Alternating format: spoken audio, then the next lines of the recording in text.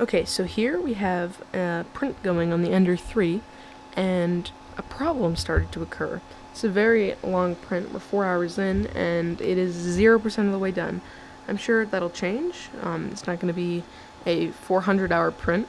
However, over here, you can see how that corner is beginning to peel up. And that's a pretty big problem. So what I have done is I have taken some glue off the tip of a glue stick and got it on the end of this little scraper. And I managed to just dab a little glue onto the underside of there. As you can see with the purple, if it'll focus, as you can see with the purple dot of glue there. So then what I did is I pushed it down, hoping to get it to stick, and I turned on the bed heater.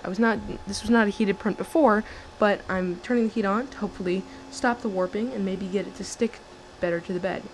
And so this is a way to correct your warping print mid-print and save the print and save these 4 hours of work and all that filament from being wasted by a print peeling up. So what I did was turn on the bed fan, dab a little bit of glue under there, hold it down for a bit while I was printing, and hopefully it'll hold on there, and the force of the nozzle pressing down on it will make the print successful.